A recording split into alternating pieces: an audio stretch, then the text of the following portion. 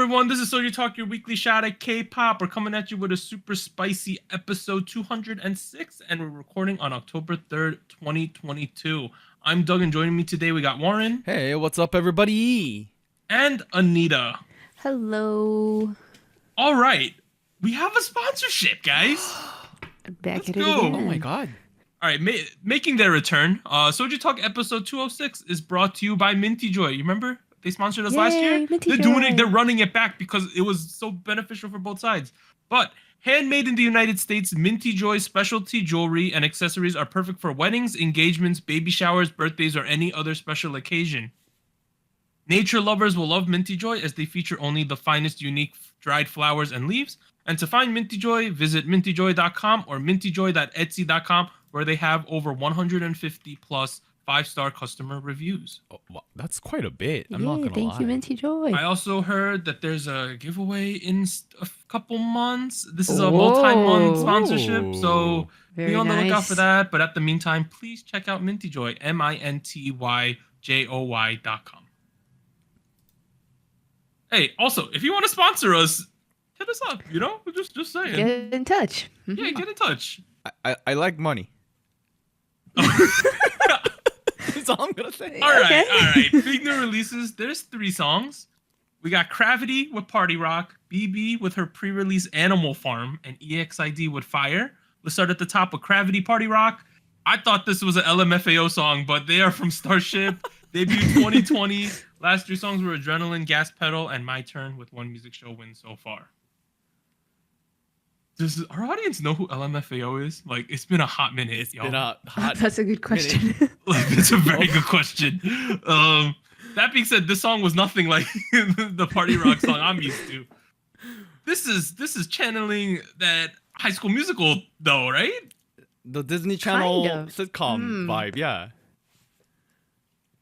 How do we feel about this? Because, you know, back in the day, not even back in the day, like a year ago, Cravity was doing songs like My Turn and Gas Pedal, which were like, vroom, vroom, vroom, skirt. Like, that was them, right? Literally. That was literally them. Right, that was their lyrics. Now with the last 2 tracks, we got Adrenaline and Party Rock, which are more like teen bop, Disney, Yes, High School boppy Musical. stuff. Right. Mhm. I feel like the song is fine. There's a little bit too much ham, though. You know? What do you A mean too little much too bop? ham? It's a little overwhelming to me. Really? Okay. Yeah, it's a Okay. little like tiny bit too positive. Too much sugar? A Maybe? little bit too much sugar. Almost got a cavity. Yeah. Okay. I can see that. I do feel like it's very, very sugary, very poppy, very teen poppy, if anything. And I mean that in a very serious way. I'm getting like very strong like Disney Channel vibes of like, remember Permission to Dance? That song dropped and you were like, oh, like this feels very, very happy. Oh, yes. A little too much, maybe very Disney Channel-y. I'm getting a lot of that as well. Here as well. I think a track that you and I talked about, Anita, right before we started recording was Tonight by Hot Chelle Ray. Yes. I heard it in the chorus. Right. Again, I don't know if that's a relevant thing to mention anymore. Probably People not. know who they are.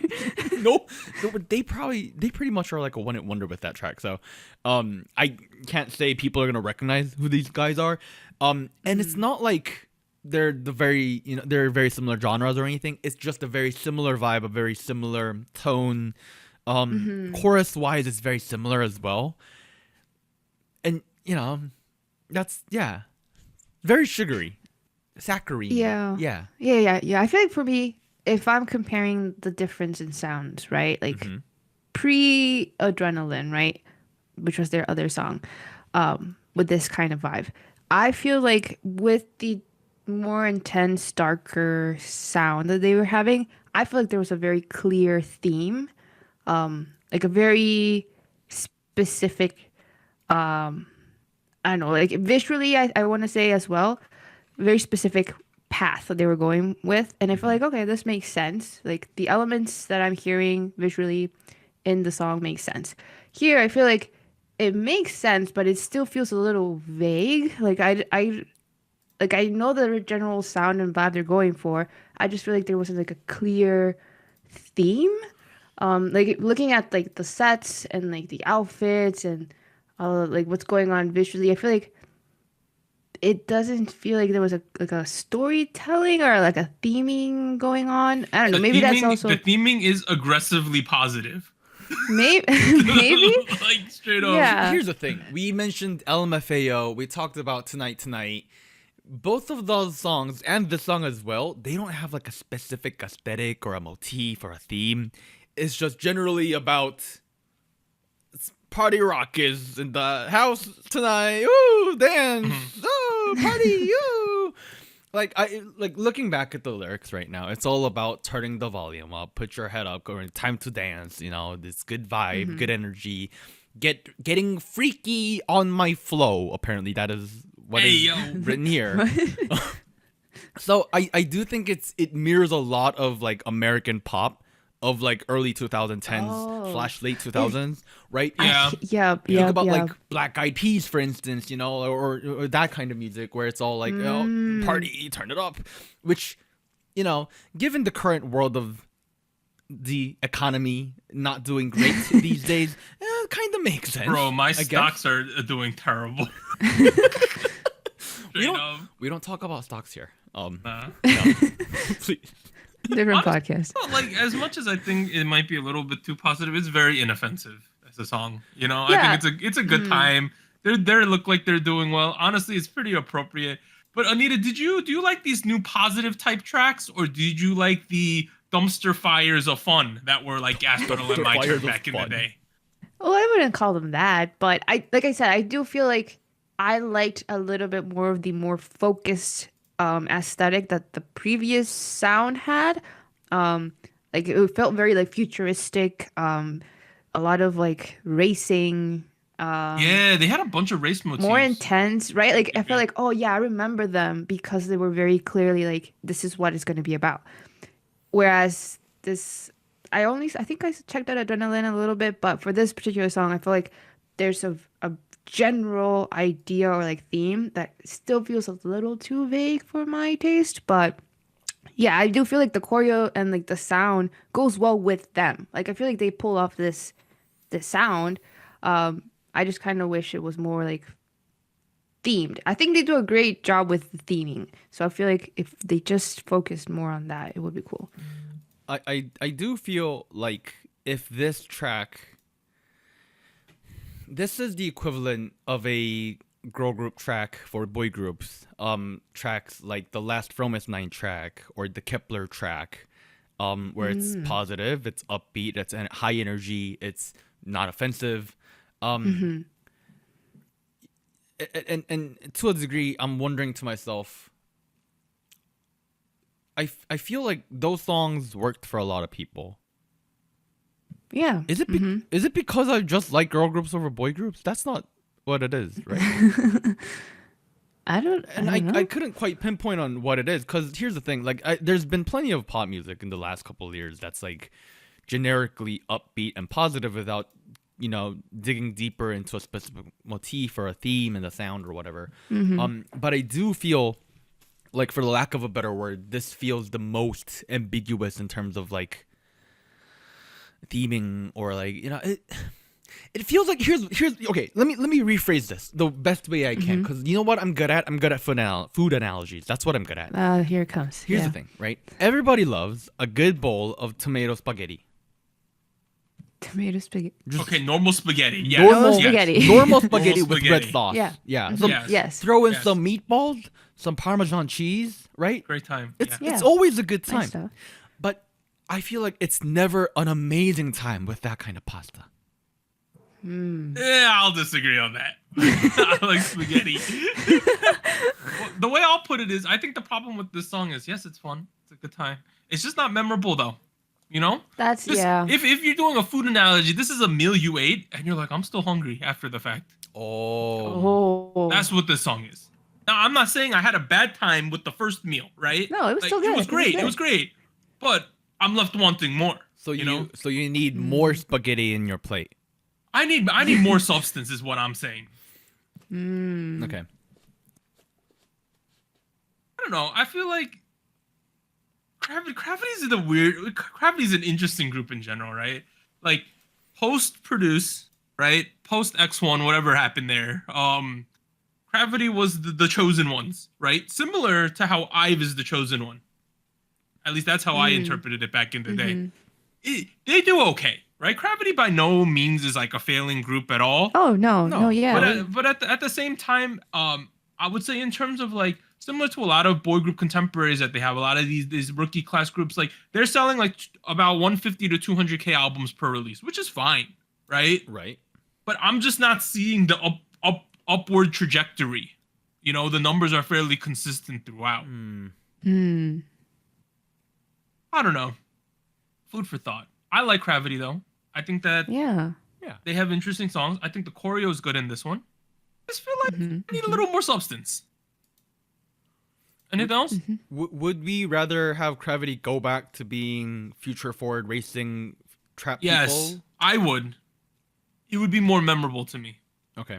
I think it would be interesting. Like, don't get me wrong. I don't hate the sound. I just wish that it maybe a happy medium between the two, where like you have like the concepting and the theming very very clear, so that it's memorable that way as well. And the music is also kind of reflecting that too. Like it's not as vague, as generalized. You know, I'll be honest. The moment you mentioned it, I thought it was an awful idea. But now that I'm thinking about it, the more I think about it, that actually sounds like a good idea. Especially if you add on to the, if I can add on to that a little bit. If you think about the boy group scene right now, a year or so ago, we would say bubblegum boy group music is like very rare, but now it's not anymore. It's been on the comeback again, right? We see more and more of it every month. I would say the one that stood out to me was that NCT Dream track back last year, which we thought was like a song of the year candidate. Hello Future. Hello Future, and I think that's what really started this track. I thought you meant Hot Sauce for a second. I was like, oh. No. Hello Future. That was one of the songs of the year for us last year. So we've been getting bubblegum boy group a lot more. We have, for a while we saw futuristic trap boy group songs a lot. Yep. But we've never seen anybody able to balance both. Yeah. And I feel like they did a decent job with the future trap thing. I feel like looking at these kids and them having fun in this music video, this aesthetic also makes sense. So if if you're able to mix it, I don't know, that sounds kind of spicy, you know? Sounds like I got some chili flakes on my teeth. Suggestions by Warren. All right. I think that's enough talking about Party Rock. Let's move to the next song. It is BIBI. It's her pre-release, Animal Farm. She is from Feel Good Music, debuted 2017. The last 3 songs were The Weeknd, Pado, and YY, with 0 music show wins so far. But as the type of music she releases, it's not like she's really going for music shows anyway. This is an experience, y'all. Like visually, you have to watch the music video. Hey, if you're not a BIBI fan or you haven't seen this, you must watch this music video. Warning, it's quite. It's very graphic though. Graphic. It's literally rated R, folks. It's a rated R music video. So, I guess if you're not 18 or above, please skip this section of the podcast. I don't know. This song is sultry. This music video is essentially a Korean take on Kill Bill, I thought.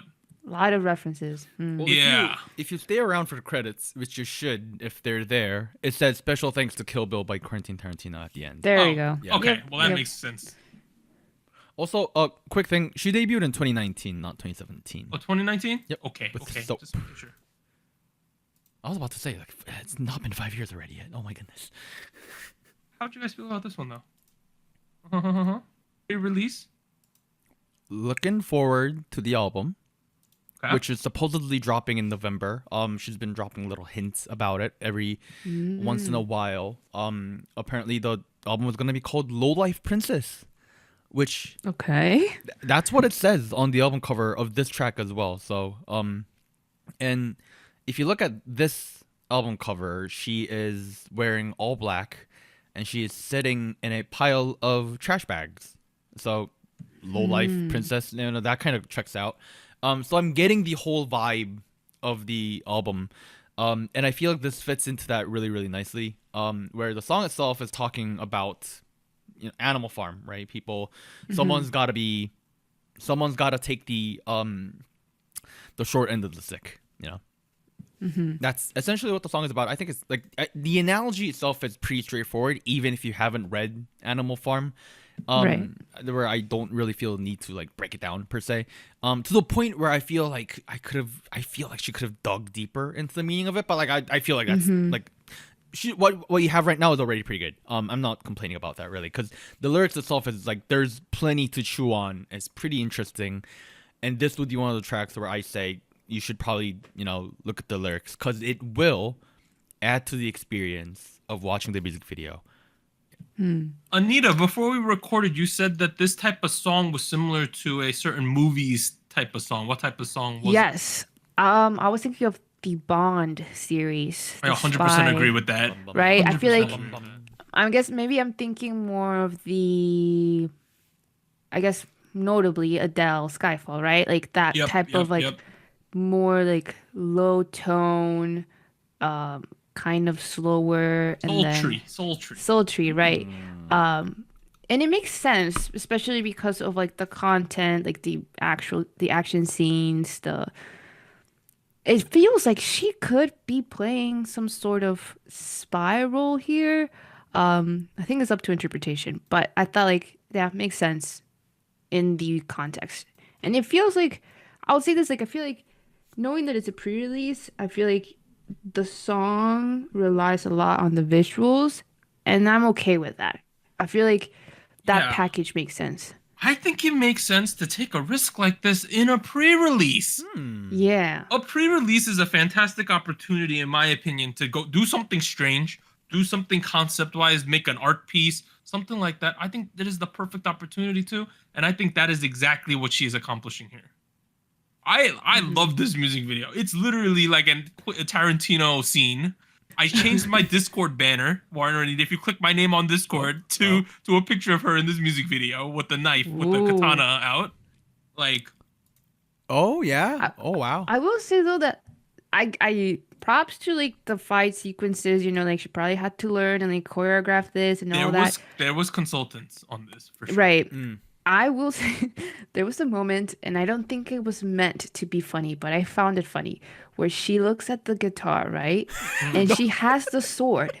She has the sword, and then all of a sudden she lifts her hand, and now she has a gun. I was like, you had a gun. No, that was funny. It doesn't make sense because it's the same hand. Exactly. It would have been one thing if she was holding knife left and gun right, and right. But like also like you always like maybe it was just like an oversight in like the sequence, but like you had a whole fight scene with the sword, and like at this moment you didn't think of grabbing the gun. No. I was just confused. Here, let me try to analyze that, because I did think about that, and I 100% think it's intentional. Because to me, that felt like a transitional point in the music video where she shifts from either reality to a dream or dream to reality. I'm not sure which. That's up to interpretation. Oh, actually, that makes more sense in that like, perspective, I guess. I mean, if you think about it, you just killed 1,000 people. You're just gonna be in the middle of a room playing a guitar. Like, that doesn't make any sense. So the way I saw it was she killed a whole bunch of people, and in her head, to celebrate, she's playing the guitar. And like that sequence onwards where it's like raining, all of a sudden, like it's indoors. It's not gonna rain, like the guitar. It's not amped up. So much of that scene doesn't make sense. Where I'm thinking like, okay, that's like a scene in a different imagination or something like that. That's the way I saw it, which is why the sword becomes the gun or anything. Also, like that. she threw the gun away already after she ran out of bullets. By the way, in the fight sequence. So where she get more bullets? But that being said, this music video has gun handling 10 out of 10. By the way, the gun handling was very good. Approved. There is a whole action sequence director, if I remember. There has to be. They did certain things like, okay, here's a factoid, right? Yeah. When you first see this sword, right, it's on a display, right? Number one, there's clearly an action person involved because the blade was upward, which is actually the way you store katanas because you don't want to dull the blade. Number two, they made the creative decision to put the handle to the right side, which signifies you're at war back in the samurai days. if the samurai blade is to the left, it's not at wartime because you don't need to quick access it. Oh. Okay. Those are some factoids. So there's clearly an action person, unless they just randomly chose those things. But it was all correct. The gunplay was good. I thought she extended the hand, other than the one time she was shooting someone up close.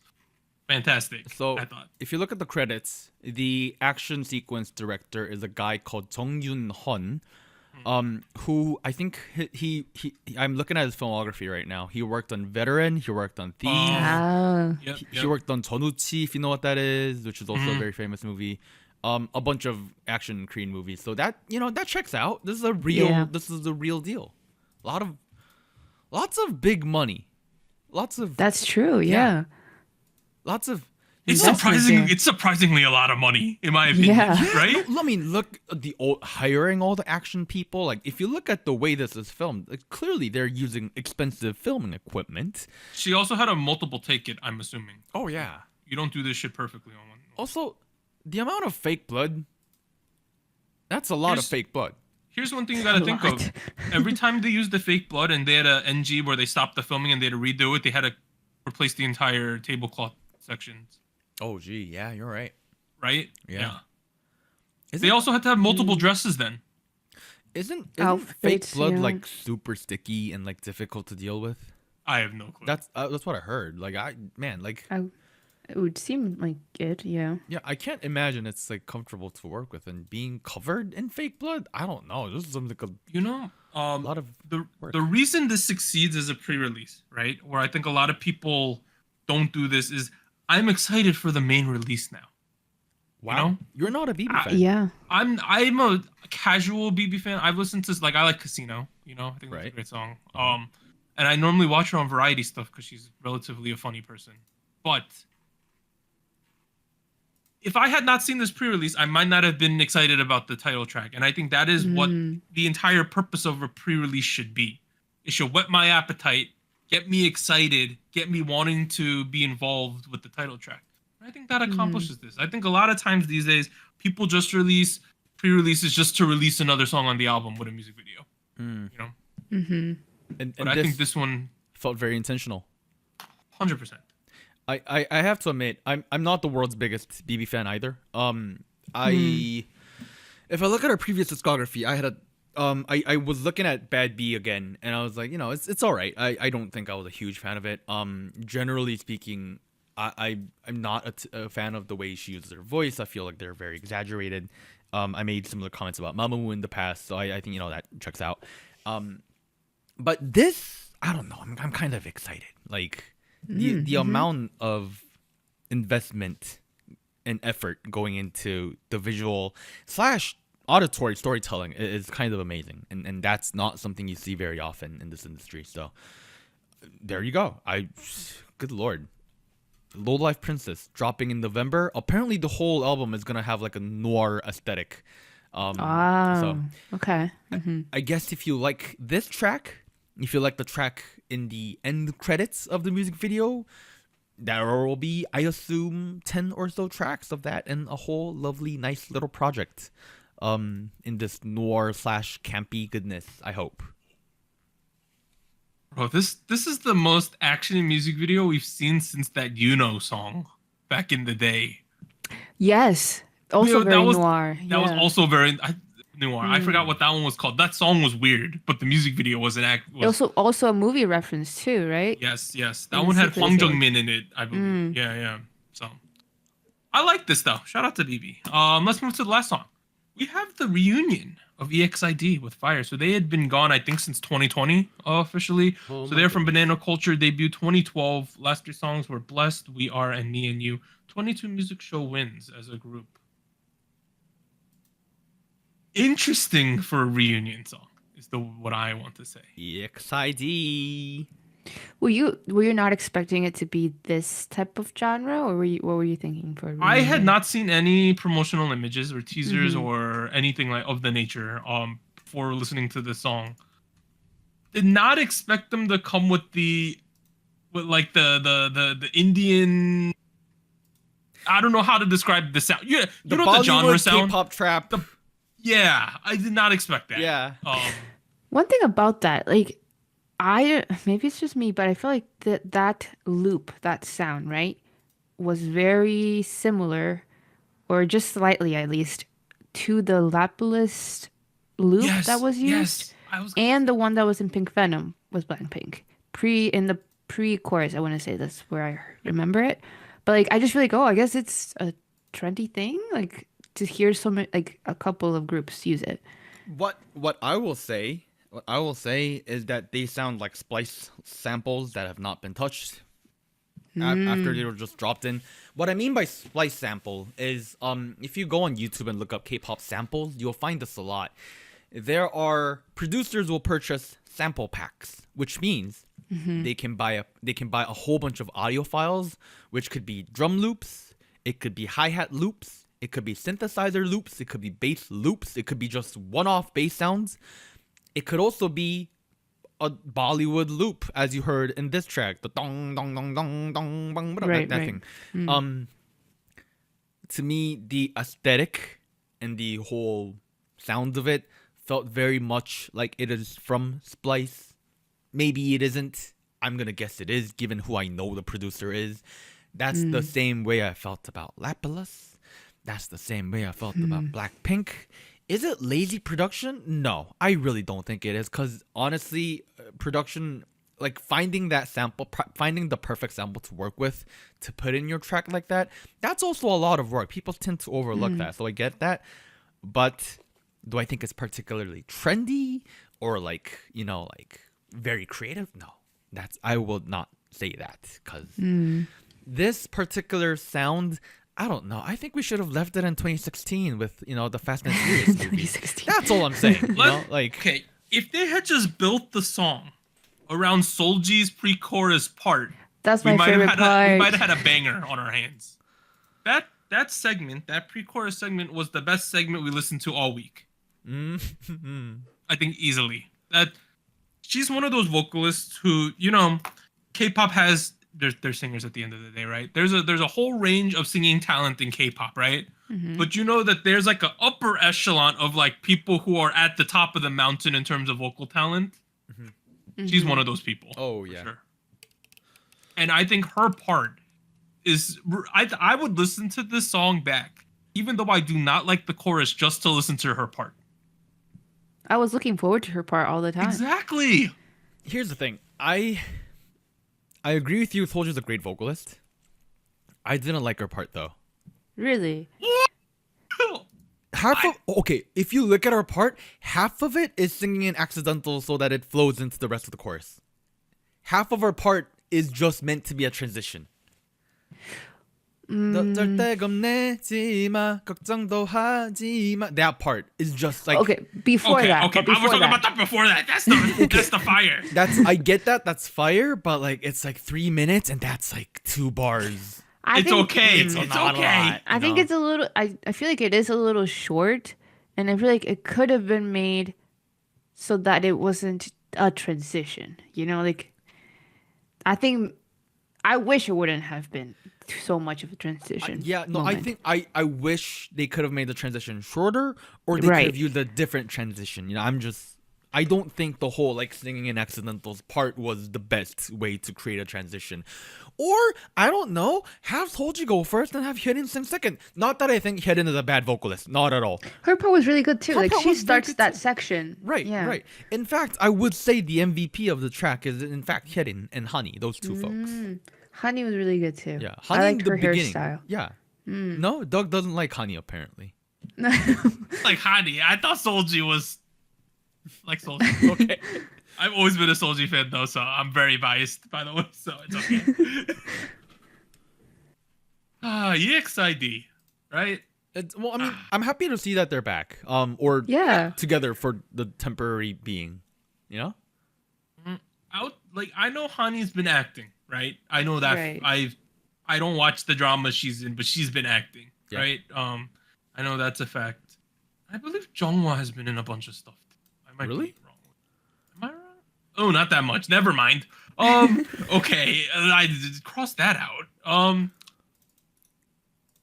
EXID came at a very interesting time. You remember the we at it was rolling yeah. back in the day. It was literally That like the same was. type of deal.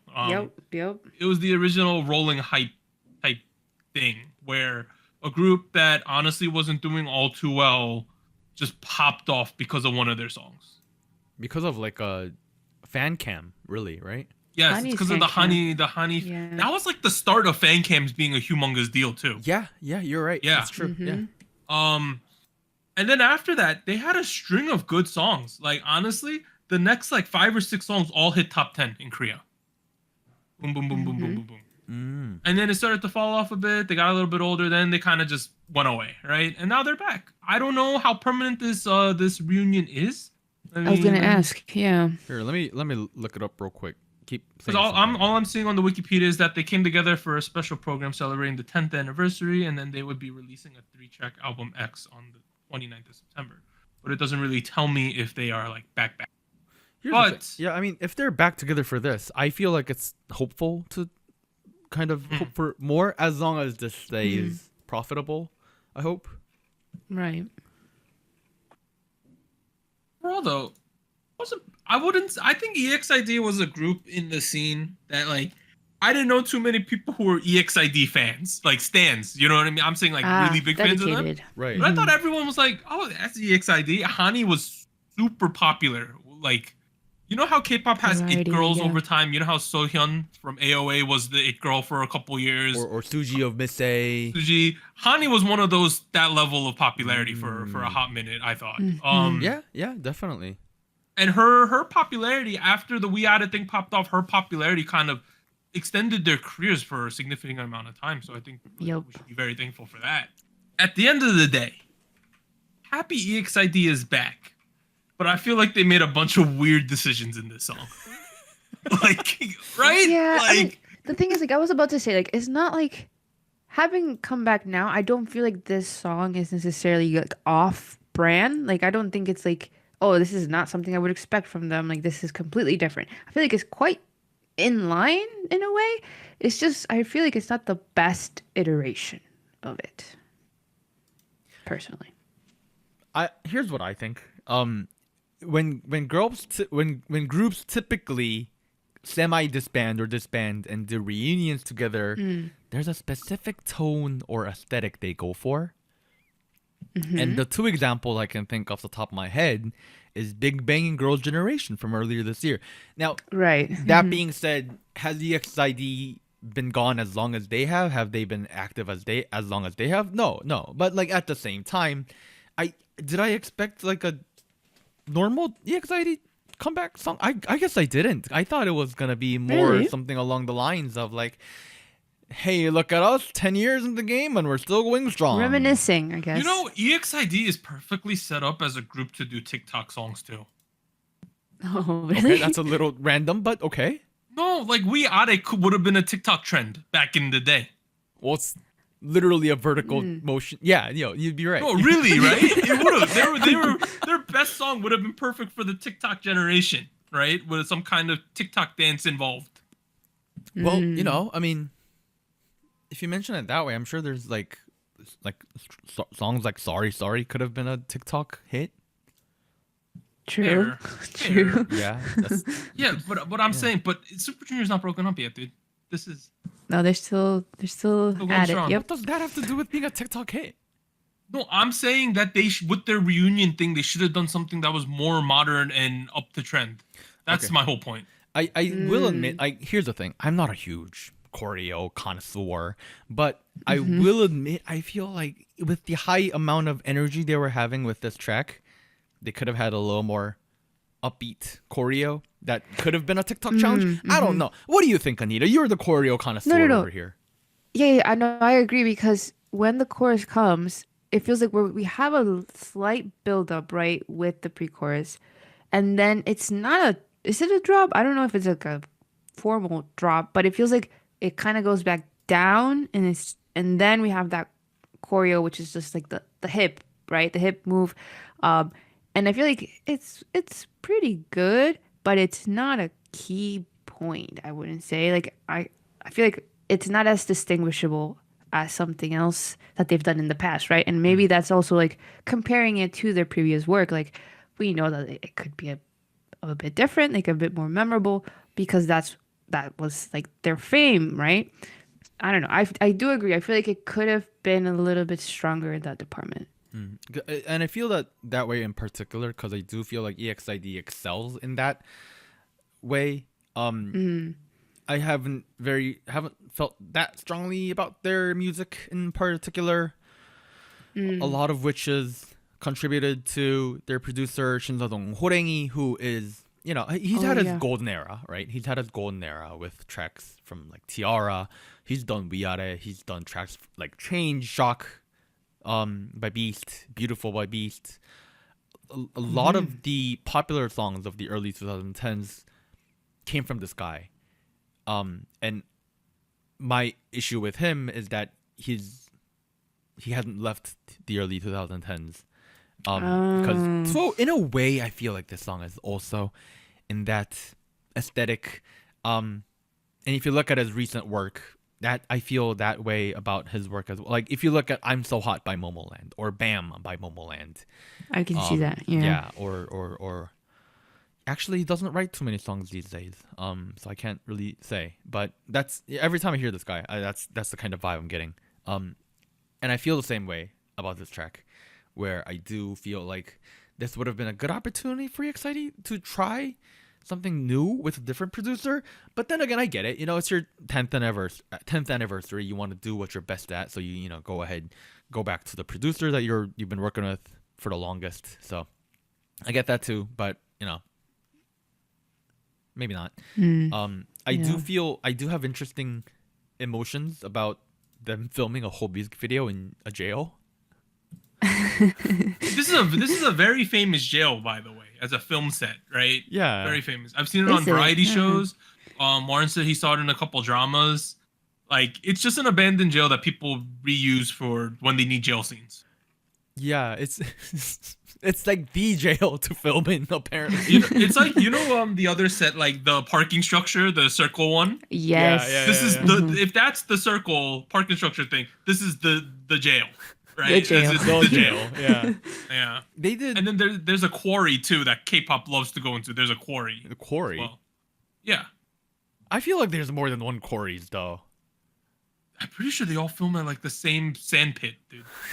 Okay. Oh yes, Sure. I agree. Yeah, right? Yes. No, there's like one sand pit they all love to go to whenever they need to pretend they're in the desert. Yep. Yeah. Yeah. I mean, there's nothing wrong with that. It's just it felt like a very interesting choice given like their song has nothing to do with being in a prison, but like every time I see That this is true. That is true. it's like it's Maybe a they're, song like, about being on too much fire. to handle. Yeah, I mean, is it maybe they got arrested for being too spicy? I don't know. It just Maybe. it felt very random to have every sequence be in a jail. Maybe you can't tell that it's a jail if you don't know the background of this. Well, Shout out that to feels Connie pretty though. obvious. She's a same age Chingu as me. By oh, the way. nice. Nice. She old too, dude. I wasn't saying any of that.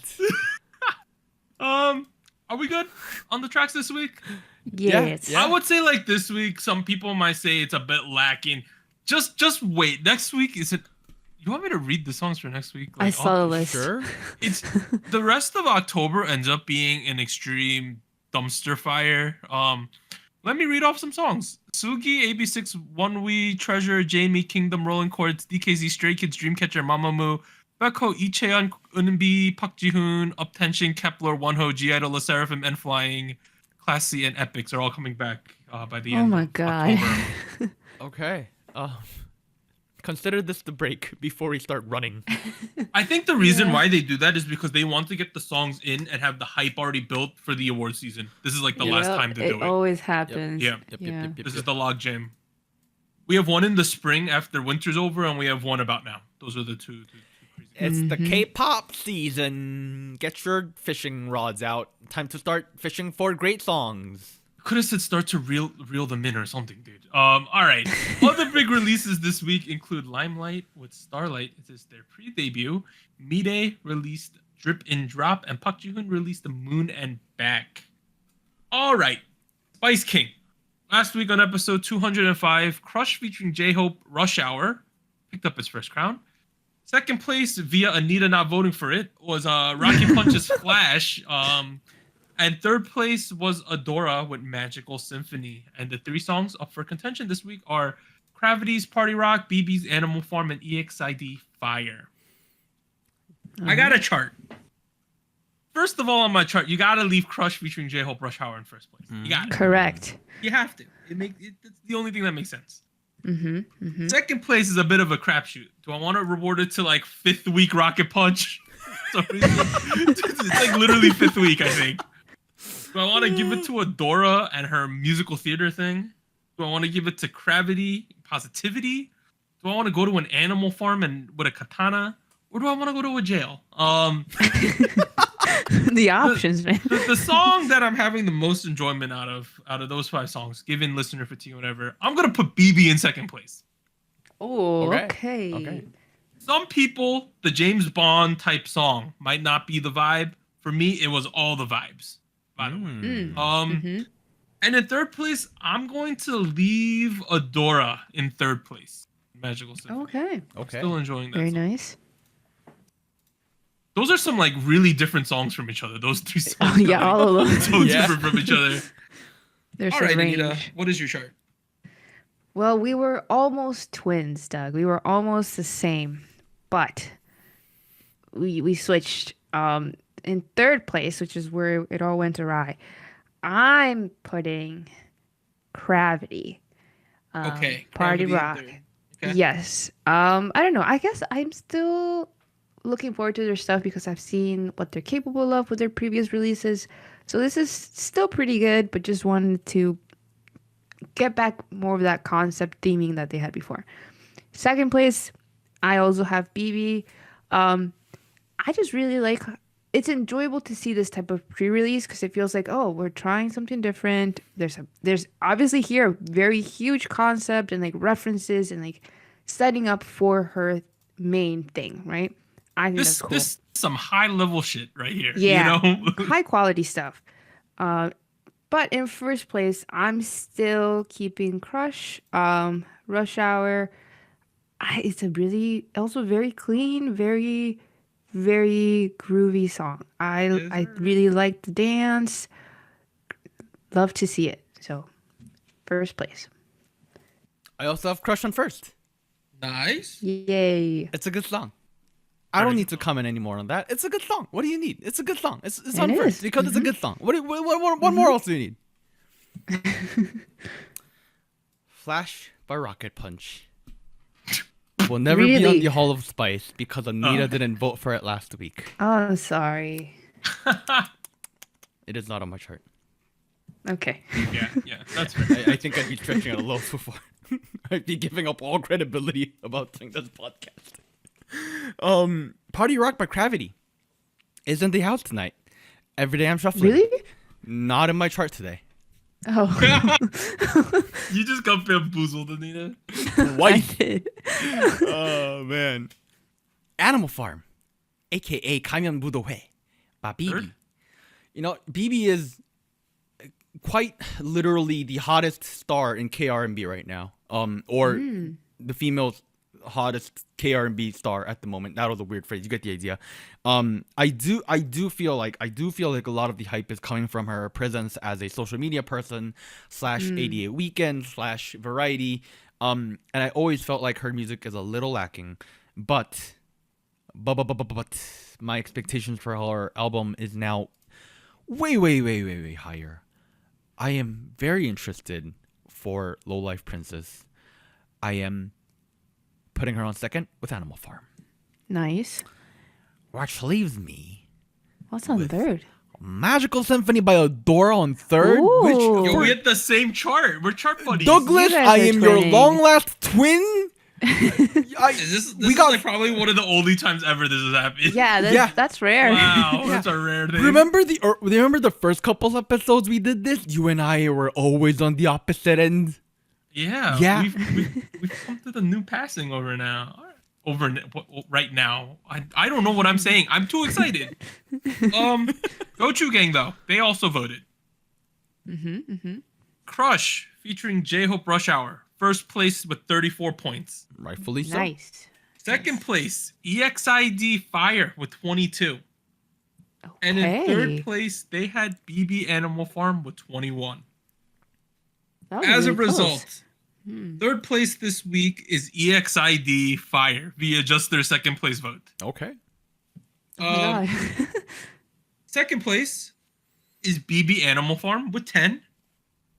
And in first place, picking up double crowns via all the first place votes, is Crush featuring J-Hope Rush Hour. So it now has 3 crowns. It is entering the Hall of Spice. Let's Whoa. go. All right. I need to say the list real quick now. The Hall of Spice now consists of BTS Dynamite, Twice I Can't Stop Me, Dreamcatcher, Ada, IU, Lilac, Stacey, ASAP, BTS Butter, Taeyeon Weekend, Some of You Can't Sit With Us, Stacey Stereotype, Twice The Feel, 17 Rock With You, Chungha Killing Me, From Us 9 DM, Stacey Run To You, Red Velvet Feel My Rhythm, Dreamcatcher Maizan, Got 7 Na Na Na, Chungha Sparkling, New Jeans Attention, IVE After Like, Twice Talk That Talk, and now Crushes featuring J-Hope Rush Hour. Boom. Woo. Look at that list. That's a nice list of songs. If that was That's a a long playlist, list. that's a good playlist right there. We should call this like the SojuTalk Intro to K-Pop 101 playlist or some shit. Like this. Look at this. That's great. Nice. Intro. Or not. Anita disagrees. Anita just did a Not really. Fine. Jeez. This was just a comment. My fine. God. Fine, Anita. Give us the show winners while you're at it. Yes, we've got 2 of them. First off, Blackpink with Shut Down. They won a show champion, Music Bank, and Inkigayo. So a total of 5 wins so far for them. Congrats. And nice, then we have NCT 127 with 2 baddies. They won a Music Bank and Show Music Core, so they have 2 total wins as well. You know. Can I? Very nice. Oh, you got something to say, Warren? I have something to say. Yeah. No. 2 baddies. Surprisingly, I've been listening to it a lot more than I thought I would. Wait, Really? I have a weird thing too like that. Yeah, I have another Really? track like What's that. going Is it? on? Does it happen to be Diced by NMIX? Yeah. Oh my goodness! I like this song now. Really? I only listened to the big wave part. I Wave? literally Big just Wave? Oh my listened god! to the I shorts listened of to that. Big Wave and then I listened to Lily's part over and over again. Okay, there's this TikTok of someone got Lily from Inkigayo or something where like she looks very tired during the choreo Oh. during the chorus. And I was like, she looks so interesting here. And I Bro, keep going back to the video. Okay, I don't know why, but NMIX, particularly Haewon, is the member who I've been watching on like YouTube Shorts / TikTok lately for some reason. I don't know why. I found the channel that posts all of her funny clips, and I've been watching them all. And for some reason now, I've been listening to so much of Dice, like one day 10 dice or something, dude. Like straight up. Wow, is this your new gang? Is that what it is? Okay. I don't know. It's one of those songs that for me, I still think it's bad, right? But I'm having a fun time listening to it all the time. I think I end up with the same way I felt about their debut track, where I like the individual components of it. Yes. I don't that's- like the that's what it output. is. And yeah, it's like I like the fresh garlic and the lovely noodles they used for the pasta. It's just the pasta itself tastes a little funky, you know? Like individual sections I like. Yo, shout out to Big Wave Kyujin, #1. Shout out to, I saw this one clip. I don't know where they did it, but Soyun was singing that, like, you know, the part before Lily goes where it's like Oh, yeah. that part. I saw Yeah, a yeah. clip of her doing it live. It's gone pretty viral. Oh yeah. She sings it extremely well, and then right after on that little clip, you see Lily doing her part that goes extremely high too. They're really good singers live. They is are what very good singers live. Yeah. Yeah, that's what I figured out. But still, Big Wave. As much as I don't like Big Wave, it's my most watched segment in this music video. I watch it all the That's what I time. watch. I watch Kyujin doing Big Wave all the time. The other part I really like from Kyujin is less of that and more of like Hanawito surfing. I like that Yeah, part, that part too, right? bro. Yeah, that song's grown on me. Honestly, Shutdown I think is passable now. Too bad is I'm still not on board with that one though. That's how I've been. When feeling. we pull up, you know it's a shutdown. I like the choreo. All right, that is the end of part 1 of SojuTalk episode 206. We'll be back after a short break. 3, a 2, a 1.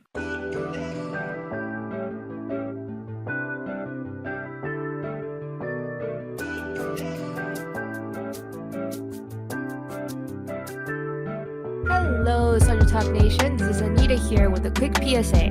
If you would like to support SojuTalk Kpop Podcast, please like, subscribe, or follow us on whatever platform you're using. And consider joining our Patreon at patreon.com/SojuTalk or donating to us at paypal.me/SojuTalk. On behalf of the crew and myself, thank you.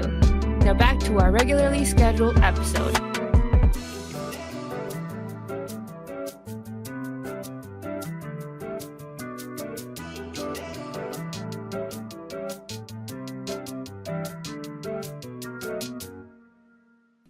All right, we're back at it with part 2 of SojuTalk episode 206, brought to you by Minty Joy. So please look up Minty Joy and accessories. If you want to go back and hear more info, it's back in the intro, so you can go back there. All right, news and events. First one, YG has stated that they've commissioned the police to investigate the person who leaked Blackpink Jennie's personal photos. Quote, we've been continuously monitoring and have submitted a complaint in September in order to maximize the and in order to minimize the damage, we've refrained from commenting. So, backstory, a little bit of K-pop gossip behind the scenes. Ooh.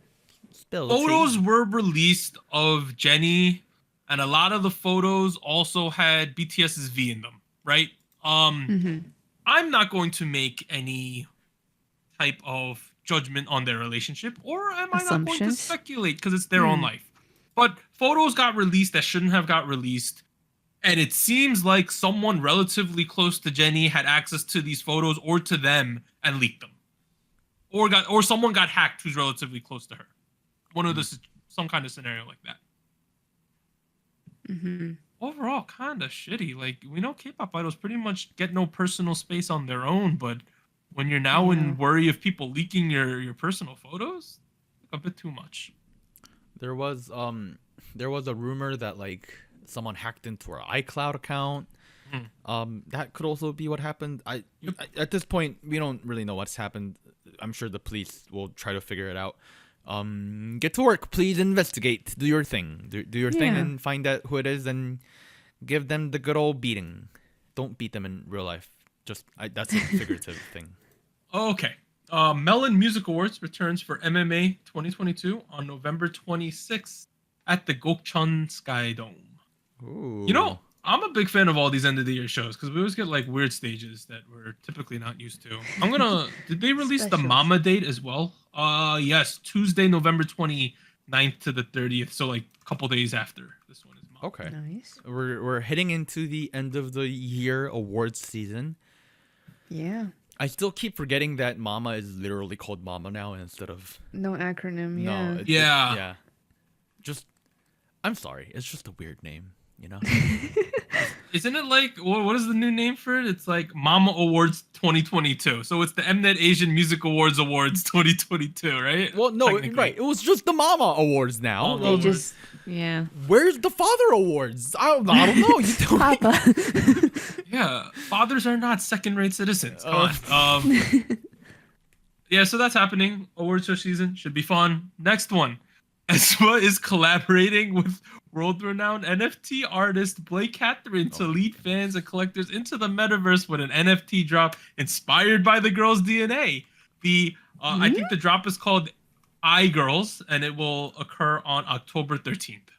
What does that mean by inspired by the girl's DNA? I have no clue, but that is what the press release stated. What does that mean? I don't know. Oh man. Double helixes, I'm guessing. Like their core concept, or like literally. Hey, by all accounts, DNA? NFTs are doing like terribly. Like Right, it's not a hot thing right now. Crypto's also everything's doing badly right now, but like particularly NFTs and crypto are doing terribly. I haven't been paying attention. Would you say the NFT bubble has kind of left the scene a little bit? Oh, dude, it's over. It's over. Oh, I think NFTs, like if you just think of NFTs as owning a web address instead of owning a space of the internet, it makes more sense in my head. Right. Mm-hmm. Yeah. And I think there's applications like tickets or things of certificates that all make sense to me, right? It's your own web link to show my certificate or my entry pass into something. I think that makes sense. But the fact that we started to do art and other pictures like that when people can just Collectibles. copy and paste or screenshot, I think that's where it got a little stupid. Well, on the bright side, if you take out the whole non-fungible token side of things, but like Catherine, never heard of this person, but I'm looking at her work or his work. I don't know this person's pronouns. I'm looking at this person's work on Behance and their Instagram, and some of this is good. Yeah, no, they're a great artist.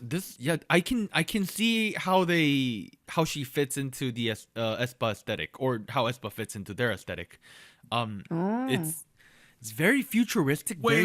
shiny, but If retro you at the look it same up, there time. was an aespa controversy where they Inkigayo copied one of their artworks as a stage, apparently back in the day for an aespa song. Really? There was a controversy. You're right. SBS. The title says SBS Inkigayo settles aespa stage design plagiarism controversy with artist Blake Catherine. Okay. So we know the aesthetic matches then, you know? Literally. Hey, you know what I was saying? How instead of doing all this NFT BS, let's just have like, imagine if a K-pop company decided to release like trading cards for their artists, like baseball card type thing, or like Physicals though, right? physical stuff where you open packs and there's rarity and there's other crazy stuff. I think that makes more sense. I think everyone missed their opportunity to do that during the pandemic when trading cards were at an all-time high because people had nothing to do but buy trading cards, like Pokemon popped off and things like that. Well, I think the NFTs are the answer to that, right? Because Yeah, I think K-pop was trying to find a sustainable answer to that. true. And the counter argument to collectibles, physical collectibles, has always been, where's all the trash gonna go?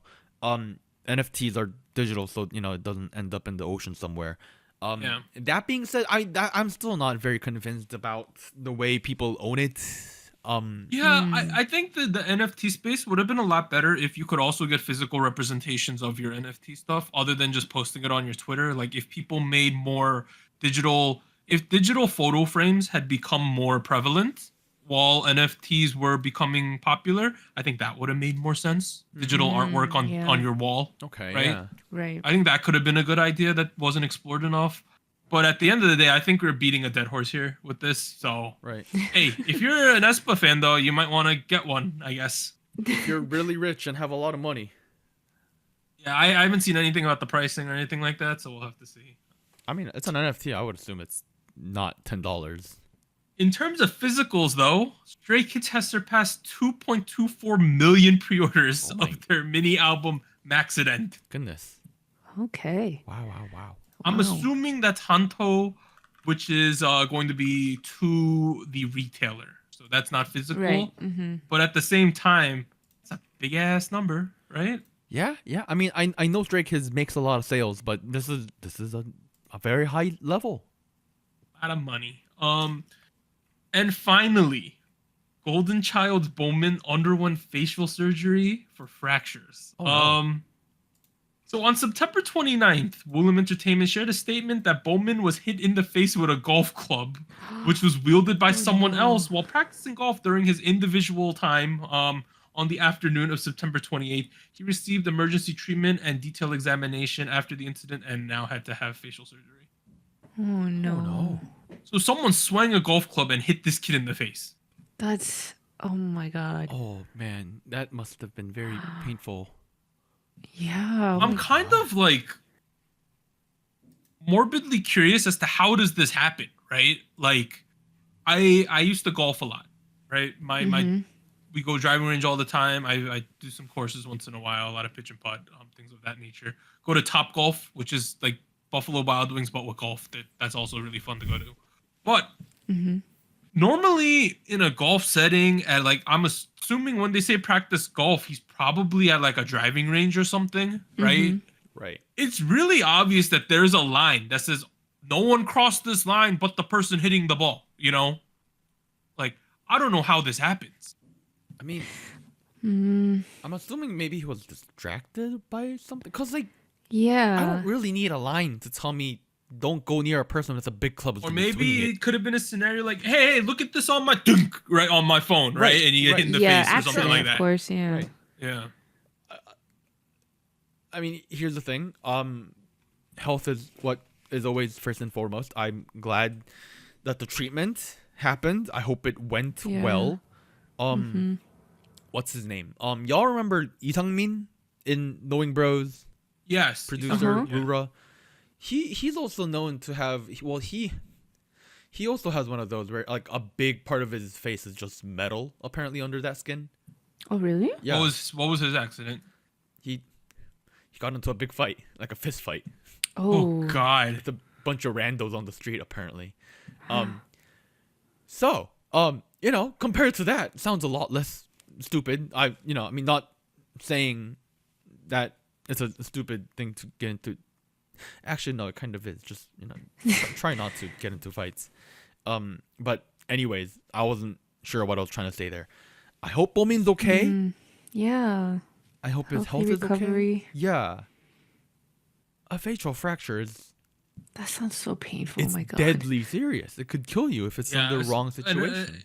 if I hopefully, like, I'm hoping it was a driver, because if you got hit with an iron, Jesus Christ, That's right? yeah. Like, The swing on that. See, I don't know how golf clubs work, but it's a wooden club. I'm assuming they meant a wood, which means a smaller driver. Okay. Yeah, it's like a 3 wood. Okay. Still though, it's you swing that at like 100 miles per hour. By the way, so. Okay. Oh, I mean, jeez. Yeah, sorry to end the news on like a Debbie Downer, but next week, tomorrow, Sugi's solo debut. I am super excited for that. We also have One We, Treasure, and AB6. Wednesday, we have Jamie and Kingdom. Thursday, Rolling Quartz. Suzy. Miss A Susie's releasing a song in DKZ. And then also on Friday, Stray Kids and The Rose. Those are the releases for next week. Let's Wow, go. quite a bit. All right, that is the end. Soju Talk episode 206. This is the end of the show, but we have a fun thing that's going to happen in the post show. What is it, Warren? It is a K-pop related topic today. We're going to be answering one of the questions from episode 200, which is about disbanded acts and maybe them coming back, or we hope. So stay tuned if you want to know more about disbanded and hiatus K-pop acts. Who would they be? Find Wishful out and thinking. yeah, find out if after the ending fake break. Wait. Let me once again shout out to our sponsor, Mintyjoy, mintyjoy.com or Yes. mintyjoy.etsy.com. Please go buy some accessories. Check them out. We'll see you guys after the second break. Bye, everyone. Bye. Bye.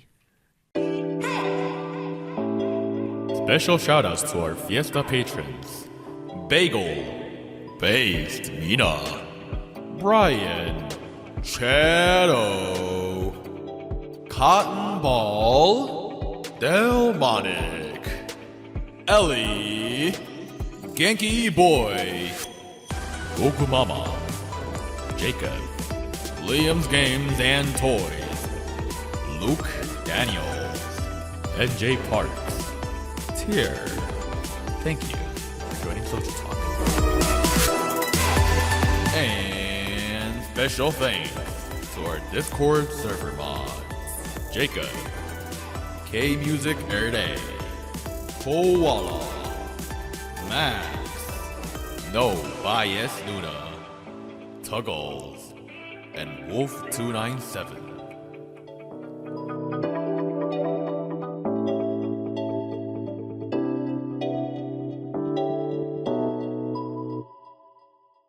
All right, we are back with After Hours or State of the Nation. We're here to have a good time. The main show is over. Warren has prepared a topic for us to talk about this week. What are we talking about? Yep.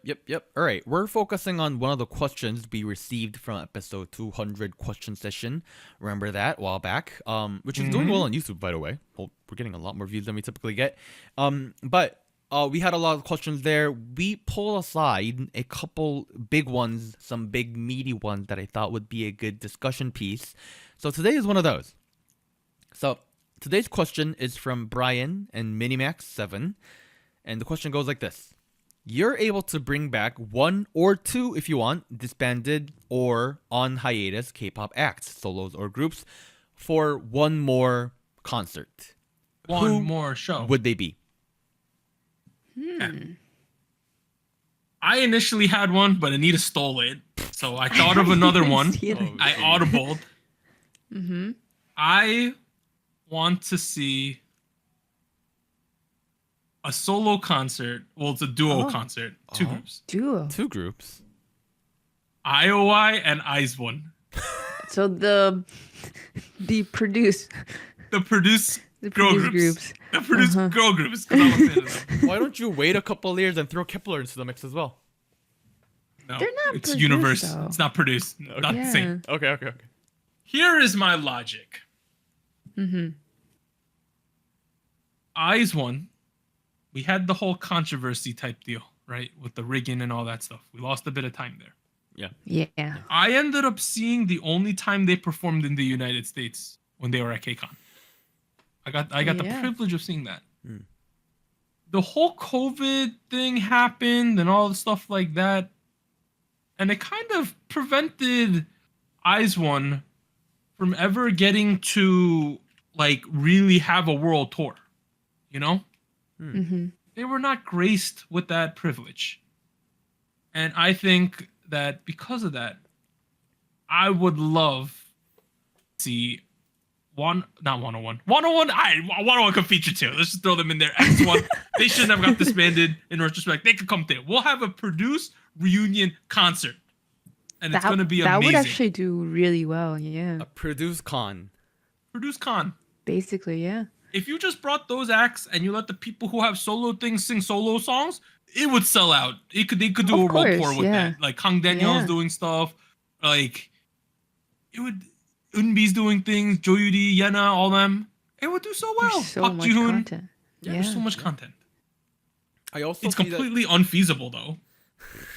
there would be too many people who have to be there at once. If you think Yes, about that's the it. problem. Yeah, That's like true. that's like what 40-ish Hey. people. Hey, I'm not talking logistics. I'm just answering the question. Okay, I guess you have the godlike ability to figure that out. You know, produce it and Just organize one it. more stage, please. You know, as much as I shat all over Fiesta back when it dropped, I would like to see it live one more time. It's not that bad. I It's don't not think- that bad.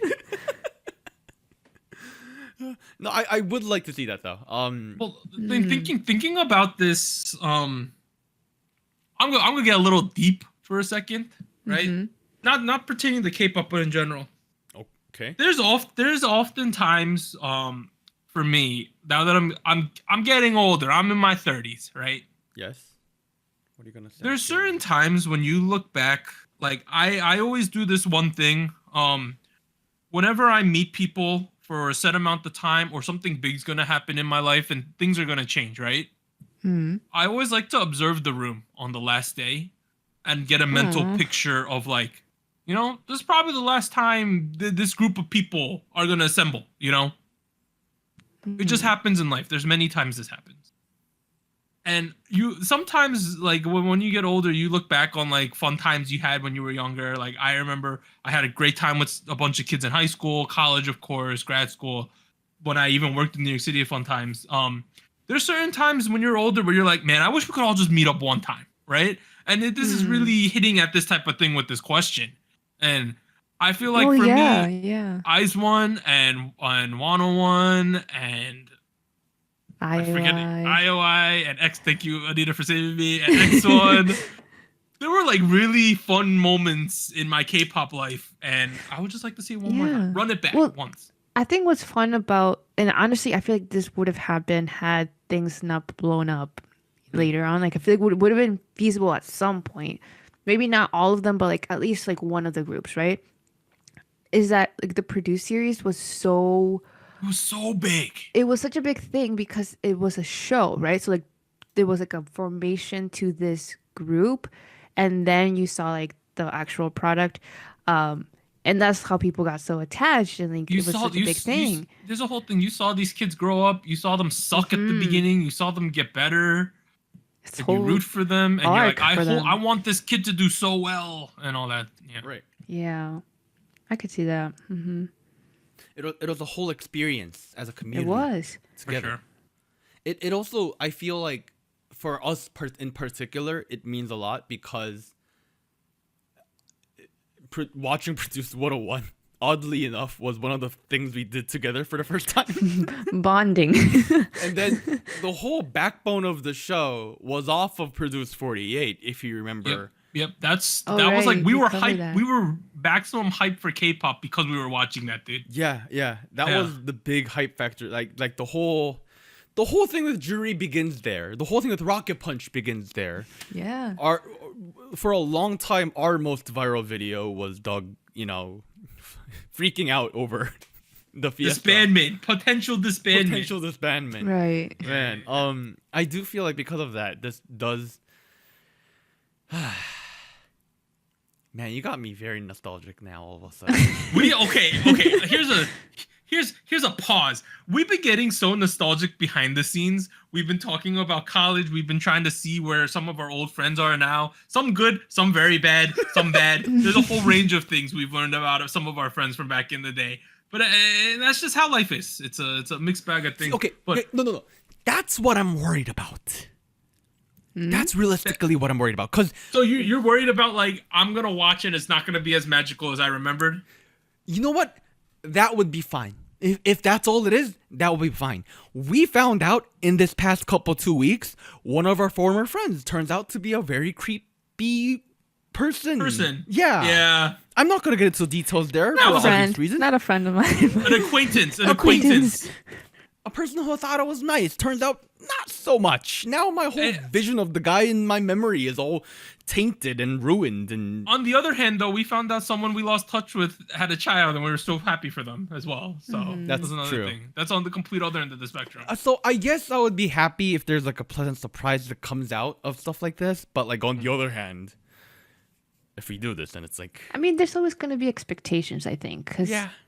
I think you will compare it to like, the nostalgia of like back when the original run, right?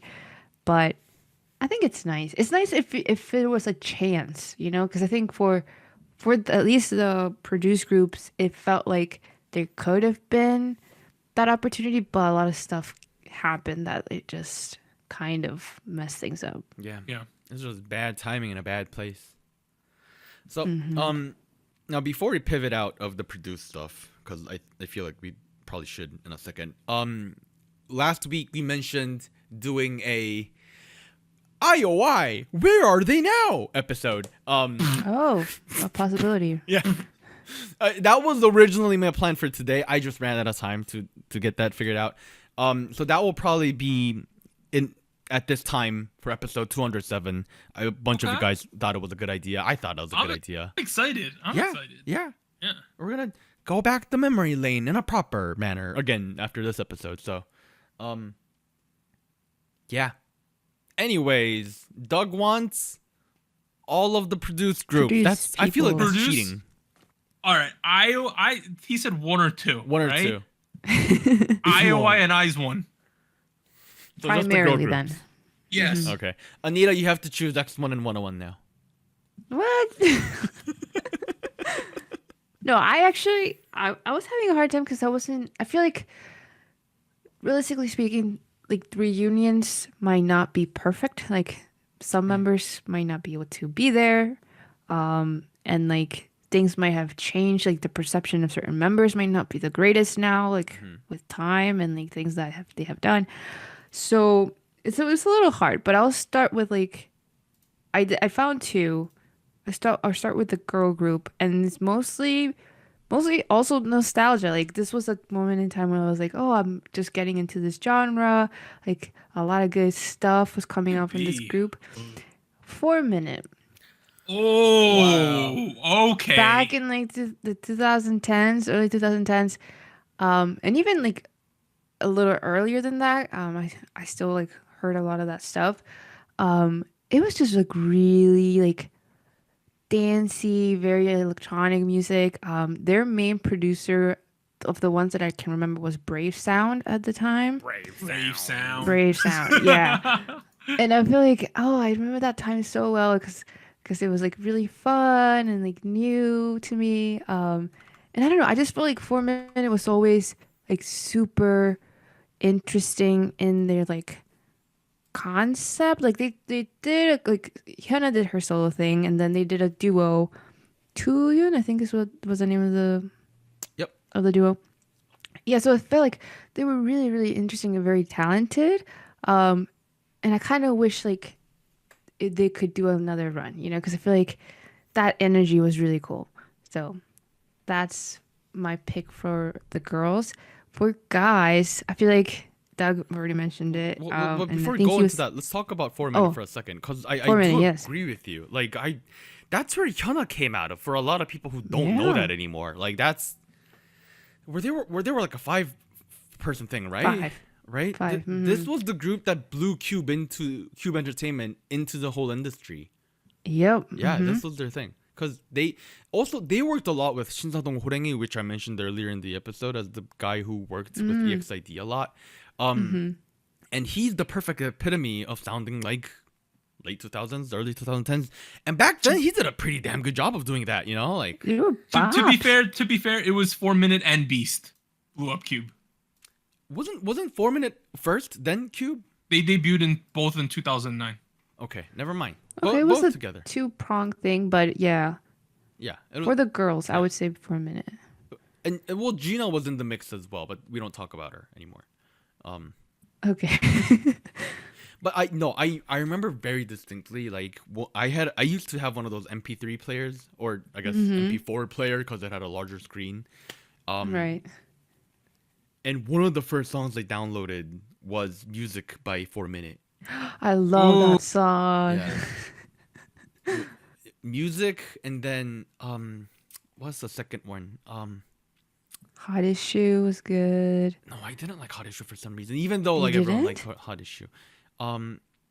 Shoot, I forget what it was called. Never mind. Dude, I remember what my first thing I downloaded as an MP3 was. What What was it? Mr. Brightside by the Killers. Oh, that's also. So 2004. 2004. So random. Oh my god. I remember downloading it. Be like, yes. Sorry. Continue. But yes, 4 Minute. I would like to see them again. Yeah, I think it'd be a nice reunion. Yeah. Just because, yeah. If they can also, I think in my idea of a reunion is like going through like the old hits, right? And also a possible new thing, right? That's ideal for me. I think that would be nice. For guys, I think even with the issues that have come up with this group, I still would like TVXQ, TV. Oh Cute. boy. TVXQ, DBSK, however you know them. They're technically not disbanded on paper because they're still a duo, right, under SM. But their original lineup was a 5-member group. 3 of them left the company in 2008, I believe, after some legal stuff happened. And they got blacklisted. Yeah. And they got blacklisted. They did a trio for a while, and then they did just solo stuff. The 3 other members. So I feel like I kept up like back and forth, but like obviously the people that were blacklisted didn't really produce a ton of content. And I don't know. I feel like what was the original group was like so great. Like It's one of the biggest K-pop what ifs. yeah, exactly. And actually, if you look at at the run, right, at the time of debut to the department of the 3 members, JYJ. it was not a really long time that they had. It was not a long time, but they were releasing so many songs every year. Right? Yeah, was there like- was a lot of stuff. They were averaging like 8 singles a year in Yeah, and- that stretch. And I feel like Yeah. maybe I might be a little biased in the sense that I was already looking for this content, but I felt like they did a ton of stuff in that span outside of music as well. Like they were quite recognizable as people outside of the music. So I don't know. I just feel like having that reunion would be nice. Of course, one of the members went into legal issues. I don't remember if he went to jail or not, but it's like it was that serious. So I feel like I would be okay with a 4, honestly, with a 4-member reunion, if that was a possibility. But yeah, I think it would be just so interesting to see what them now, I guess, because I feel like they've all As grown as performers and artists. as far as I understand, Changmin is the only one out of the 5 who does not have any legal issues. They all have had Yes, I remember. Yeah, sort, some which news. is it's fine. People make mistakes to certain degrees. Just I couldn't. Bro, overlook. you remember how big Yuno was for a while? He was such a big celebrity for a hot while. I remember when I was first getting into K-pop, I was like, this is one good-looking MF. Like, straight up. I remember back in the day. I remember back in the day, before I was like listening to music overall, I was like walking around and people were like talking about Mickey, and I was like, why are we talking about Mickey? Yeah. Like that's. I feel like TVXQ 동방신기 was. It was proof that SM knows what they're doing, and they know what they're doing really Earlier well. in the for management. Right, right. And I mean, they've had hit releases and hit artists before, obviously. But TVXQ was where they really solidified a certain equation. And they really dug deep into it, and it really succeeded. I'm talking like literally all over Asia. I don't know. I mean, I was a little too young for it, I think, but I definitely noticed a cultural drive for these 5 feckers. It was wild, It was wild. I don't know why I said that there. It's just what I say. Yeah, but I do agree. I wonder how they feel about each other. I feel like business is business. That's how. yeah, same. I feel like not a couple years ago, the timing of the military service of Yuno and Jejung overlapped. And there were photos, videos, I don't know, but some sort of contact happened between them, and like things seemed fine, like cool, like nothing, like they're avoiding each other or anything. So I feel like at least there's not any like animosity, I would say, between the members that stayed and the members that left. So I think maybe that's a good way. I think because I feel like it did feel like it was mostly business related. The departure, like not. I really feel like now that they're older, it more or less came down to like both sides made business decisions. Yeah. Like one side decided to stay at SM and be SM homers, right? Yep. And the other side decided to leave because they felt that the contracts were unfair and the whole situation wasn't super fair to them. But at the end of the day, both sides, no one dragged them into either side. They clearly chose which side of the line to stand, right? And they live with the consequences. Yeah. If I'm trying to find information on it right now. If I remember correctly, there was some sort of drama internally among them. Maybe I'm pulling stuff out of my butt right now. But maybe if that was the case, they're over it. And It's been a couple years, yeah. it's been 10 years. So, because I know, like, for instance, with Jessica and Girls' Generation, it's not a good vibe between those. Well, It's a different situation. It's a very different situation. But, It's a video on the Sonyashide and the Jessica and her book and like things like that. I saw a video. Yeah. Oh my god, that's I never knew this. I never knew this until I saw a video recently. It's so spicy. Wait, I don't know what you're talking about. What are you talking about? Jessica wrote a book, right? Okay. Which was somewhat based on her time in Girls' Generation. Okay. And certain characters are clearly supposed to represent certain members of Girls' Generation existing. Oh my. And they were talking about like the BS that was going on behind the scenes. So this is like a analogy retelling of So her let's life.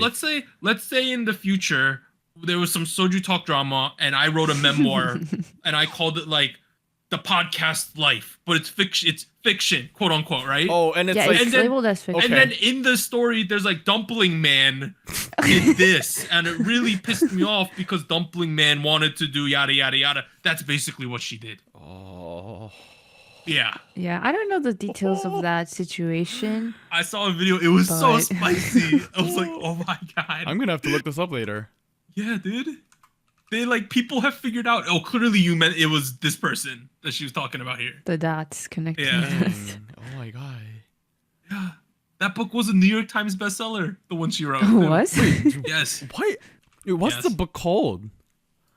It is called Bright. Yes. Right? Bright. Bright. Bright. Mm. What a It's weird name literally for a book. it's literally about a Korean America who goes to Korea to be in a big K-pop girl group. It's literally her story, dude. Well, I don't know how much is it based on experience. Oh, come on. Come on. Everyone knew I she don't was know. she brewed up some tea for this one. Crazy Rich Asian meets Gossip Girls by way of Jenny Han in this knockout debut about a Korean American teen who is thrust into the competitive, technicolor world of K-pop from Jessica Jung, K-pop legend and former lead singer of one of the most influential K-pop girl groups of all time. Is the copy from Google Books. Oh, Bright is part 2 of her previous book, Shine, apparently. So there was two. So it's a two books. series. It's a series.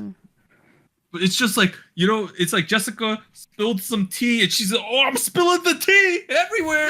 That's like, you know the scene in The Office with the chili? That's basically what she's doing, but with the tea, dude. She's like, oh no, the tea! I can't control it. It's Boston all over again. Yeah, that's basically what this is. This is, dude. I mean, you know, I understand there's probably stuff that's not that she needs to let into the air a little bit. And but honestly, it's her perspective, so I'm sure it's dramatized because, you know, we're only getting one side of things. But at the same time, the fact that she fanned the flames of drama is so funny to me, you know, as a fan. What? sorry, what? Oh, no. The fact that she fanned the flames of drama just got me super hype. Yeah, no, I might have to like watch a video about this or actually read the book. I haven't read any books in a while. But like I bet you there's an audiobook, dude. the last line of the about the book copy says, "But the higher you rise, the farther you have to fall. And when a shocking act of betrayal shatters her world, Rachel must finally listen to her heart." I heard that the main criticism was that she makes the Rachel girl seem like an angel. Like, yeah. Well, you know, you always gotta make your protagonist a dimensional character. That applies to music too. Make your narrative a little dimensional. Explain things from different perspectives. But, anyways, Anita said, I would like to bring back 4 Minute and Dongbang Shingi. All right. So, I was actually gonna say Priston. We Oh. are Priston. Wee Yeah. woo. Wee woo. Honestly, Priston is the other big what if in my head about Right. Yes. Yes. if they had just given them a couple more singles, I feel like they would have been as popular as Priston Twice was as you said Ive. at the time. Priston was Ive before Ive. Yeah, It was all set up. pretty Yeah. much. Right. Yeah. They just needed Yeah. to wait it out a little bit. I know Ive has instant success and Priston might not have, but people all thought Priston was gonna be a big deal. They were so close to it. They were so close to it. But honestly, given that they actually only had like 3 single releases, including Priston V, or 4 including Priston V, I don't remember off the top of my head. If they did a solo concert together, I don't feel like that would be a good time. Nah. Yeah. Also You'll have knowing to make how a whole they're new not, album. yeah, no. Also knowing that like a lot of them are like not active in the media industry at all anymore. I don't think that would be a good idea. So I'm gonna choose the other cop out answer and bring back 2NE1. Yay, I'm glad you mentioned them. Yeah. Honestly, like for those of you guys who are active in the early 2010s of K-pop know this. And I noticed that there's a lot of you guys out there when we saw Coachella happen. The audience is still Right. there. Clearly, yeah. Yeah. We Blackjacks are still standing over here. I don't know. Maybe we could do something again, especially given CL is doing a lot of like so much creative stuff on her own. I feel like this is one of the things that might be a realistic thing if we're lucky. I think so. Yeah, I like think it could happen. yeah, like they're all active in doing something. Sandra Park, last time I checked upon her, was doing variety and She does so dramas. much. She's essentially a variety person. Right, she's Yeah. a variety person. I keep seeing Pakbom here and there singing. Wong Minji has a dance school and she does some solo stuff on the side. Mhm. Thank you for reminding me her name. I knew her name. I promise. You know what's the most amazing thing? Sandra Park is 37 American age. She's Oh my 38 God. Korean. Can you believe that? She looks like she's 20. 37 years young. She's 37 years young. Yeah. She's one of those people who like never ages. No, she's the meme of Asian females not aging. It's Sandra Park. Straight up. That being said, like I felt like there was a period in time where like the music coming out of 21 was kind of stale, but like when Crush dropped, which was their second full length album, I felt like they were finally hitting their biggest stride with good like remember Come Back Home? Yes, I remember that. Yeah. What's 너아님 안 돼 in English? The other song from that album that Teddy made. Teddy used to make good music, guys. Can you believe this? It was an interesting time for K-pop. It was a good time for K-pop. And I felt like for some reason, I still don't understand why they kind of left things the way why YG left things the way they were, because they were on a very good ride leading up unto that point. I felt like the second album was a complete success in terms of sales and in terms of quality.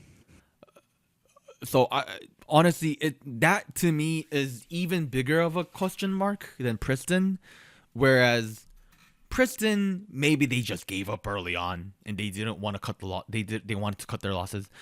But like with 21, there was so much more money to be made. So much more. Established, placed in the industry, Yeah. popularity. Yeah. I never forgive Pledis for what they did to Priston. Oh, like, no, don't let's get me wrong. always remember what they did. Like, even though Priston wasn't the most financially successful group at the time, they literally just gave up on them. Like they just threw them out. Essentially, they're like, I don't know, get out of here.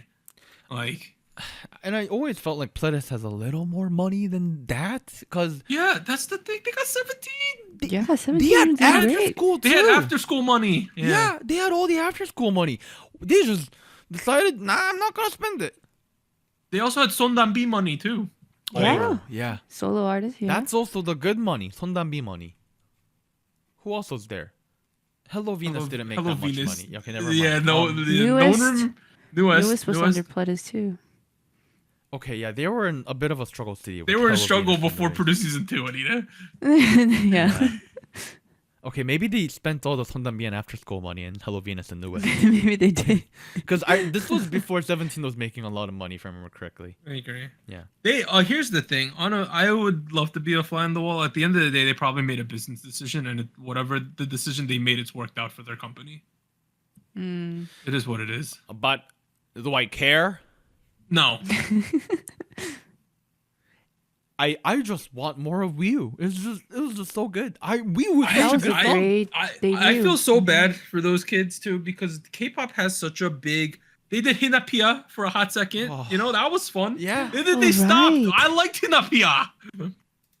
I Right, wanted that their fan happened. club to be named Tilapia, but they never did. Like, it didn't make no sense. Well, I mean, That drip song was honestly good. People liked it. I don't know. I was worried about Hinapia because of the company they were under.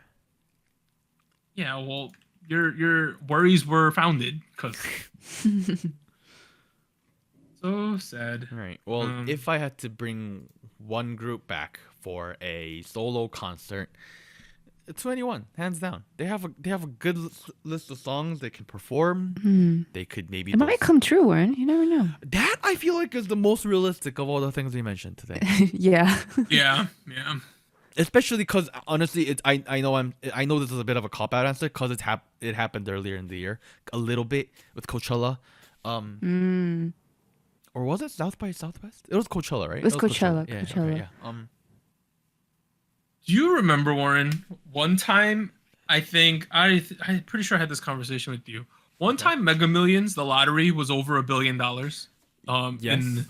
in the US, and I think I had a conversation with you saying if we took our post-tax money at the time, we would be the fourth largest K-pop company in the world. I think we had this discussion because we looked up the stock numbers for every K-pop group and the amount that we assumed you would end up with like $500 million. If we just made a K-pop company career, we would have been the fourth largest company at the time. And if I remember correctly, we talked about picking up artists from like disbanded we were IOI gonna do what like P Nation did for a little bit, where they were just picking up valuable talent pieces, right. I wanted to the reason why I wanted to talk about why I feel bad about Priston is because there's this thing in K-pop typically where if you're not the company that debuts this kid, you don't touch him, you know? It's like Poison, get away, right? I didn't debut you. You're not my homegrown talent. Get out of here, right? I think that's such a shame because especially these kids who like debut in a group that was sort of notable, but then they disappeared and they got so much potential and they're so young still. They're done, right? The supporting argument for that has always been image consumption, where people will argue, oh, you are already in this group, people know you, they have an image of you as this artist from this group with this image and this character, therefore you're gonna have trouble fitting into our group. Rebranding, right? Rebranding is difficult. Fandoms might conflict with each other. It's the potential for trouble is there. So I do understand that argument. However, Hyuna, before she was in 4 Minute, was in Wonder Girls. Yeah, she still did it. Yeah, and she still did it, and she was still very successful. Now, the case of Hyuna is very rare. It's not, being an FA as a K-pop artist is not super popular. However, we're seeing it more and more nowadays, right? Like Kura. What? Sakura. Right. AKB to IZ*ONE to Hive all of a sudden. Right. To be in the Seraphim. And all the GOT7 boys who like ended up in several different notable companies, I mean, obviously they aren't a part of a group anymore other than GOT7, but yeah. No, I do feel like the potential for it is there, but it is a difficult thing to achieve. I think it's just unfortunate because I think a lot of the time these kids end up at like 22, 23, and like the industry decides that they're done, right? Yeah. When they have so much more to offer and they've been training for so long. I do feel like if we had that kind of money, we could go buy the contracts for some folks who I think still have a lot of potential. And find kids from groups that have disbanded, pick them up. Is Gugudan officially disbanded? Yes. Okay. Yes. Okay, we're getting Kim Sejong first. Kim Sejong is she's acting a lot though, honestly. She's acting a lot. We go to her and we say, hey, the Kim Sejong that we saw in you the last 5 years. We will fully support your singing career. That's what we tell her. The Sejong in you that we saw from your last 5 comebacks is not the Sejong we know. We tell her that. I think if you went to someone like Sejong and you literally throw down the offer, we will support you for a minimum of 5 singles, 5 whole comeback schedules, and then we'll talk again. They would be so ecstatic to do that. You know what I mean? 5 EPs, you can leave if you want. 5 EPs where we will try our best to make this work. 100% effort. I think people would be ecstatic because the 5 EPs covers like 2.5, 3 years. Yeah. It's a lot of money, but we'll figure it out. Who else are we getting? Because we can't have Sejong be a soloist. I don't know. I just want Sejong in the company.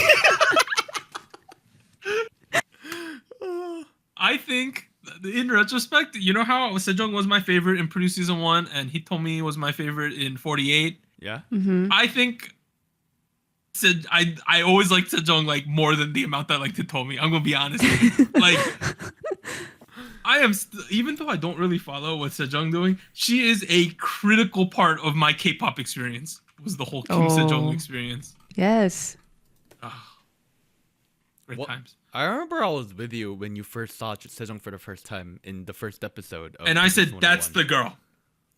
You were immediately hooked. You were like, yep, that's the one. Yep. And I was in episode 1, when they did the that they did some kind of American song, I think. They did, yeah. Semina did something, and I was like, that's the kid. And that they were the first ones to come out during that season, I believe. Into the audience. Yeah, they were the first one to go into the big sitting structure. Yeah. And I was like, that's the kid? Oh, God, why are we getting nostalgic? God. God, you gotta stop doing that. It gives me feels, dude. I don't like having too many feels. Are you gonna say something more? I'm still thinking about who I'm gonna purchase. Contract Purchase. Purchase, dude. There's so many people out there that I think there's full potential. That Who I just else? think Who else? it's a bit of a cop out answer, but like Yujong, I still feel like there's a lot going for her. Okay. Fantagio has dropped the ball with Wakey Makey following how cool the song Cool was. Yeah. Right? Yeah. They had something there that was like, man, the group can look like this. And they just never did anything else. That was too... They had that Siesta song, but it wasn't that crazy. I mean, no, they were getting decent sales too. I don't know why they just popped out. Really? Their sales were like in the 20,000s? Shut up. Well, I think because of a technical error, you were very quiet when you said that. I'm just gonna leave it the way it is. Okay. Yeah, I just like, I don't know. I just look back at certain people that I've liked in K-pop over the years who have just like disappeared, and I just feel bad. Like I don't care too much about their personal lives, but like it was clearly a lot of these people's dreams to be a successful singer, right? Like that was what they wanted to do, and for some kids it just never really panned out all that much, and I don't know. You just can't help but feel bad sometimes. Well, we have a lot of those right now with the Produce 48 folks coming out after Eyes 1. Yes. What? I forgot how to say Eyes 1 for a second. In my head, I knew how to spell the word. And I was like, I know it's not Izone. How do I say it? How do I say it, Warren? Dude, okay. But yes, there's a lot of talents like that coming out of Eyes 1. And we're at a period where a lot of them have had a chance to go. Yuri's had a couple comebacks. Eunbi's had a couple comebacks.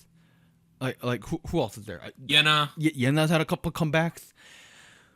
Cheon's gonna do it next tomorrow. Right. Once Cheon's out, we should do like a fresh. Let's do like stonks. We'll point the trajectories, what's going on in their careers. I like that. Really? We'll make a graph. Stonks. We'll make a graph. We'll just arbitrarily make a graph. Okay. I like that. We should. Okay. Like. I think we've covered the topic enough, right? Doug so, said yes. he will bring back. IOI's one. Anita said she will bring back. TVXQ for a minute. And I'm bringing back 2NE1. So this has been SojuTalk, your weekly shot of K-pop. I have been... No, Doug has been Doug. Has been done. Yeah. Thank you to Anita and Warren for joining me today. Doug, take over. Do your thing. Oh, sorry. Yeah. Okay. We don't really do an outro for the after show. We just end it, dude. Oh, okay. Never mind. Thank you to Minty Joy once again for sponsoring the episode. Please go check out their accessories and everything else that they drop. But this has been Soju Talk. We'll see you guys next week. I'm really excited for this Cheon release. Bye, everyone. Bye. Bye.